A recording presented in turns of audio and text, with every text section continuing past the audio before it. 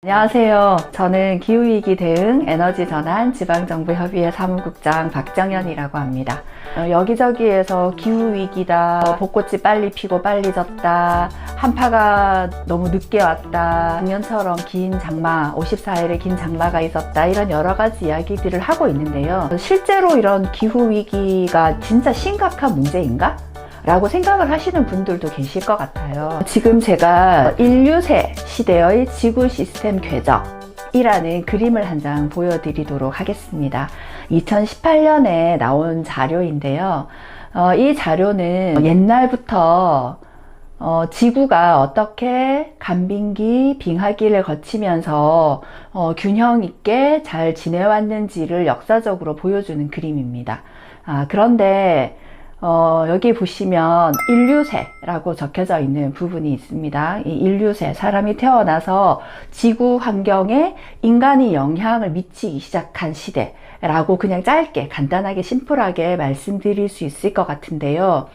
이때에 인간이라는 존재가 지구에 나타나서 지구의 표면 온도를 너무나 올리고 있는 상황이 되었습니다. 그래서 지구의 표면 온도가 지금 계속 올라가고 있는데요. 뭐 올라갈 수도 있고 내려갈 수도 있고 뭐 이렇게 자연스러운 현상이라고 생각을 할 수도 있습니다. 그런데 이 자료를 만든 기상학자들, 전 세계의 기상학자들의 의견에 따르면 이렇게 점점점 계속 올라가다가는 더 이상 회복할 수 없는 시기가 온다는 것에 대해서 고민을 하고 있는 겁니다. 그게 무슨 말이냐면 옛날에는 좀 뜨거웠다가 낮아졌다가를 반복하면서 일정하게 지구 상태를 유지를 했었는데 지금은 너무 높은 온도가 올라가게 되면 더 이상 지구가 그런 평형을 이루지 못하고 뜨거운 찜통, 그 찜통 지구라는 곳에 빠져버리게 된다는 겁니다. 그러면 인간이 더 이상 온실가스를 방출을 하나도 안 해도 제로 상태가 만들어도 내가 아무것도 안 해도 지구는 계속 표면 온도가 올라가는 상황이 된다는 걸 보여주는 그림입니다. 그러니까 인간이 할 수 있는 게 이제 없어지는 시대가 오게 된다는 거죠. 그런 경계 지점에 아슬아슬하게 와 있다라는 걸 보여주는 그림입니다. 그래서 위험한 상황에 있다, 중대 갈림길에 있다라는 걸 보여주는 그림입니다. 1850년대 후반부터 지구 표면 온도가 올라가고 있다는 걸 보여주는 그래프입니다. 그러니까 산업혁명 이후에 인간이 나타나서 활동을 수천 년 동안 해왔었는데 최근에 1800년대 후반에 산업혁명 이후에 석탄을 사용하고 기계를 사용하고 열차를 사용하게 되면서 급격하게 지구 표면 온도가 올라갔다라는 것을 보여주는 그래프입니다. 그러니까 인간의 산업활동이 지구 표면 온도에 엄청나게 영향을 미쳤다는 것을 보여주는 그래프인 거죠. 그러니까 확실히 지구 자연의 현상이 아니라 인간이 지구에 영향을 미치고 있다는 증거를 보여주고 있는 그래프라고 할 수가 있습니다. 2018년 겨울에 IPCC라는 곳에서 1.5도시 특별보고서라는 보고서를 펴냈습니다. 이제 이 보고서는 지구의 평균 온도가 2도씨 올라갈 때와 지구의 평균 온도가 1.5도씨 올라갈 때 지구는 어떤 변화가 있는지, 이 두 개의 차이점은 뭔지, 그러면 우리는 어떻게 하면 되는지에 대한 내용들이 담겨져 있는데요. 수천 명의 전 세계 기후 기상학자들이 모여서 만든 자료입니다. 거기에 보면 지구의 평균 온도가 2030년과 2052년 사이에 1.5도씨 정도 상승에 도달할 것이다 라고 예측을 하고 있습니다. 그러면 산업혁명 이후에 1.5도씨 오른 것과 2도씨 오른 것이 무슨 상관이 있느냐, 1.5도씨, 2도씨 오른 게 무슨 상관이 있느냐 라고 생각할 수도 있는데요. 엄청난 피해를 가져온다고 말할 수 있습니다. 아까 제가 처음에 말씀드렸던 그 그래프에서 찜통 지구에 빠지는 온도가 바로 1.5도, 2도씨라고 이야기를 하고 있는 겁니다.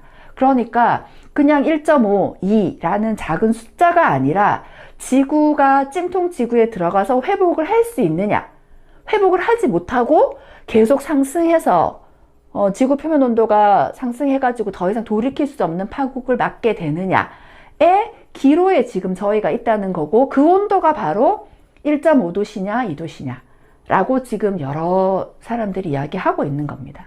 1.5도의 상승을 억제하기 위해서 2050년까지 한국도 탄소 중립, 더 이상 온실가스를 배출을 하지 않겠다. 실제로는 배출하는 양과 흡수하는 양이 플러스 마이너스 제로가 되는 그 상황을 2050년에 만들겠다고 선언을 했었는데요.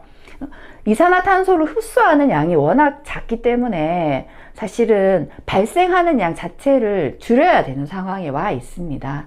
2050년까지 탄소 중립, 그러니까 발생하는 양을 제로로 만들기 위해서는 지금 현재 우리가 발생시키고 있는 7억 톤이 넘는 이산화탄소를 0으로 만들어야 되는 상황이 있는 겁니다. 그렇게 하기 위해서는 2030년까지 2010년 대비 45%를 줄여야 된다 라고 이야기를 하고 있습니다. 이 그래프는 국가 온실가스 인벤토리 보고서라고 하는 한국 정부에서 온실가스 종합정보센터에서 발간한 자료에 있는 내용인데요. 1990년부터 2018년까지 최신 자료까지 모아서 우리가 온실가스를 얼마나 배출하고 있는지, 얼마나 흡수하고 있는지를 보여주는 그래프입니다. 아래쪽에 초록색으로 조금 낮게 되어 있는 이 부분이 흡수하는 양이라고 생각을 하면 되고요. 위쪽에 있는 높은 그래프들이 발생하는 양이라고 보시면 됩니다. 보시다시피 한국은 1990년대부터 감소한 적이 거의 없고 일괄적으로 거의 증가하고 있는 상황입니다. 그러면 2018년은 여기 숫자는 잘 안 보이시겠지만 어느 정도 배출했느냐면 7억 3천만 톤 정도 됩니다. 7억이 넘는 7억 3천만 톤 정도가 되고요. 파란색 부분이 에너지 부분인데요. 에너지 부분이 87% 정도 차지를 하고 있습니다. 그러니까 한국에서 온실가스를 배출하는 거는 에너지 부분이 대부분이고, 현재 2018년에는 7억 3천만 톤 정도 배출하고 있다 라는 것만 기억을 하시면 될 것 같아요. 그리고 조금 전에 제가 1.5도시 특별 보고서에 1.5도시 상승을 억제하기 위해서는 어떻게 하면 되느냐, 2010년에 배출했던 것의 45%를 2030년까지 줄여야 된다 라고 말씀을 드렸잖아요. 그런데 이 그래프에 보시면 한국은 2010년에 잘 표는 안 나지만 6억 7천만 톤 정도 배출을 했습니다. 그러니까 2010년에 6억 7천만 톤 정도 배출을 했으니까 2030년에 그거의 45%를 줄인다 라고 하면 한 3억 5천만 톤 정도가 되어야 되겠지요. 그러니까 저희는 2030년에 3억 5천만 톤 정도만 배출해야 됩니다. 2018년에 7억 톤이 넘는다고 했잖아요. 그러니까 지금 저희가 2018년 대비 한 절반 정도는 줄여야지, 2018년에 방출했던 온실가스의 절반 정도를 줄여야지 1.5도씨를 겨우 맞출 수 있다. 상황은 이 정도입니다. 이 그래프는 1인당 이산화탄소 배출량 변화를 나타낸 그래프입니다. 1990년대에 1인당 온실가스 배출량을 0으로 했을 때 얼마나 많이 증가했느냐, 감소했느냐를 보여주는 그래프입니다. 그러니까 1990년을 0으로 했을 때 보시면 아래쪽에, 그러니까 0선에서 아래쪽에 훨씬 더 많은 나라들이 있습니다. 거의 0선에 맞춘 나라들은 멕시코, 일본, 스페인입니다. 그러니까 이 나라들은 1990년대랑 지금이랑 거의 비슷하게 온실가스를 방출하고 있다는 겁니다. 그리고 조금 밑에 미국이 있습니다. 미국이 온실가스 배출 엄청 많이 한다고 하잖아요. 그렇지만 1인당 배출량은 1990년대보다 거의 20% 정도 줄어든 상황입니다. 그리고 저 밑에 제일 아래쪽에 영국이 있습니다. 영국은 1990년대보다 1인당 온실가스 배출량이 마이너스 40%가 넘습니다. 온실가스 배출을 진짜 많이 안 하고 줄여 나가고 있다는 거죠. 그 사이에 프랑스와 독일이 들어 있습니다. 프랑스와 독일도 엄청나게 많이 감축한 거죠. 저기 위에 제일 꼭대기에 가 있는 저 위에 뭐라고 되어 있냐면 사우스 코리아라고 되어 있습니다. 네, 한국은 1990년 대비 2018년 1인당 이산화탄소 배출량 120% 증가. 여러분, 한국이 이런 나라입니다. 기후악당이라고 이제 미국이랑 중국에 말할 짬이 안 됩니다.